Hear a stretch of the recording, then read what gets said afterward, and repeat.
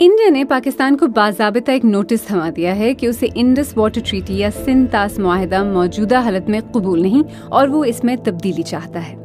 India قریباً 1.5 برس پہلے بھی ایک ایسا ہی نوٹس بھیج چکا ہے، لیکن اس بار اس نے فائنل نوٹس بھیجا ہے۔ مطلب اگر تم ہماری بات نہیں سنتے تو سمجھو معاہدہ عملی طور پر ختم، اور وہ معاہدے میں تنازعات کے خاتمے کے میکانزم کے تحت کوئی بات چیت نہیں کرے گا۔ یہ معاہدہ کیسے طے پایا؟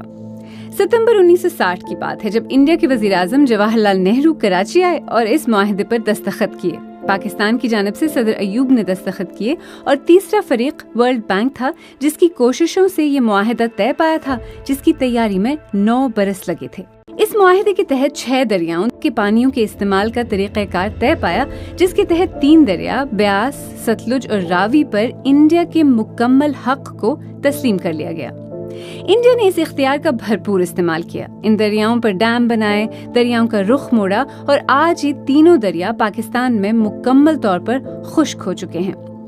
بقیہ 3 دریاؤں دریائے سندھ، چناب اور جہلم پر پاکستان کو اپر ہینڈ ملا اور ان دریاؤں کے 80% پانی پر پاکستان کے حق کو تسلیم کیا گیا۔ انڈیا کو اجازت ہے کہ وہ ان دریاؤں کا تقریباً 18% پانی زراعت کے لیے استعمال کر لے اور بہتے دریا پر بجلی کے کارخانے بھی لگا لے، لیکن وہ پانی کو سٹور نہیں کر سکتا یا اس کے بہاؤ کو کم کرنے کے منصوبے نہیں بنا سکتا۔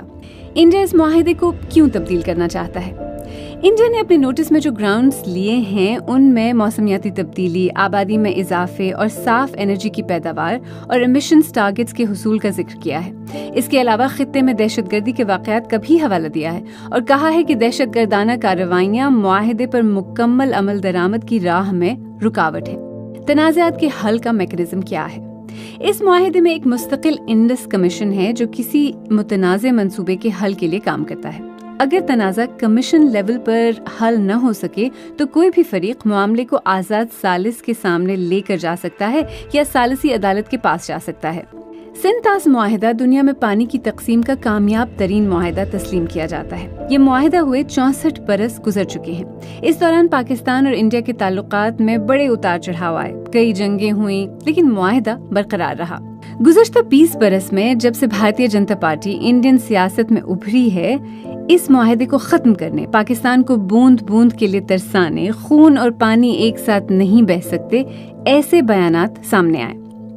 انڈیا کی جانب سے حالیہ نوٹس ایک ایسے وقت میں سامنے آیا ہے جب پاکستان نے انڈیا کے زیر کنٹرول جموں کشمیر میں 2 منصوبوں پر اعتراضات اٹھا رکھے ہیں اور انٹرنیشنل کورٹ نے انڈیا کی مخالفت کے باوجود پاکستان کی شکایت کو سننے پر اپنے اختیار کا اعلان کیا ہے۔ کیا انڈیا اس معاہدے کو ختم کر سکتا ہے؟ انڈین میڈیا سرکاری حوالے سے یہ خبریں دے رہا ہے کہ انڈیا نے 64 سال پرانی ٹریٹی میں نظر ثانی اور تبدیلی کے لیے پاکستان کو نوٹس کافی غور و خوض کے بعد دیا ہے اور وہ ایک تاریخی غلطی کو درست کرنے کی کوشش کر رہا ہے۔ تاہم ماہرین کا کہنا ہے کہ سندھ طاس معاہدہ دونوں ملکوں کی باہمی رضامندی سے ہی ختم کیا جا سکتا ہے۔ 18 برس تک پاکستان کے واٹر کمشنر رہنے والے جماعت علی شاہ نے سندھ طاس معاہدے کے بارے میں BBC پنجابی سے بات کرتے ہوئے کہا ہے کہ اس معاہدے کی شرائط کے تحت کوئی بھی اس معاہدے کو یک طرفہ طور پر منسوخ یا تبدیل نہیں کر سکتا۔ دونوں ممالک مشترکہ طور پر اس معاہدے میں ترمیم کر سکتے ہیں یا نیا معاہدہ تشکیل دے سکتے ہیں۔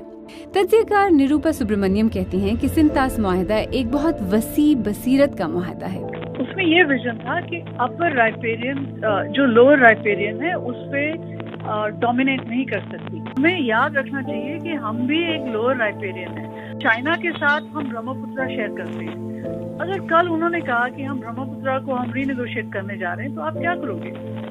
سیف الدین سوز انڈیا میں کانگریس حکومت کے دوران آبی وسائل کے وزیر رہ چکے ہیں۔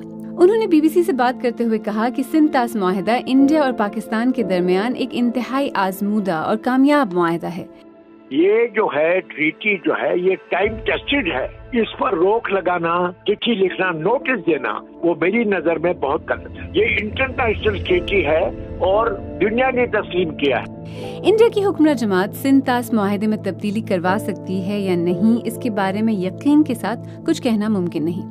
اس میں کوئی شک نہیں کہ 60 کی دہائی کے مقابلے میں انڈیا کا عالمی اثر و رسوخ بہت زیادہ ہے۔ دنیا میں اس کی بات کو زیادہ اہمیت دی جاتی ہے۔ لیکن اگر انڈیا اس معاہدے کو ختم کر کے پاکستان کے لیے مسائل پیدا کرنے میں کامیاب ہوا تو انڈیا خود ایک ایسی روایت پیدا کر رہا ہوگا جو اس کے اپنے خلاف بھی استعمال ہو سکے گی۔ انڈیا خود بھی ایک لوور ریپیرین کنٹری ہے اور اس کے پانی کا دارومدار تبت سے نکلنے والے برہم پترا جیسے دریاؤں پر ہے، اور اگر چین نے اپر ریپیرین کنٹری ہونے کے ناطے لوور ریپیرین کو پانی سے محروم کرنے کے لیے قدم اٹھایا تو پھر چین کو کون روکے گا؟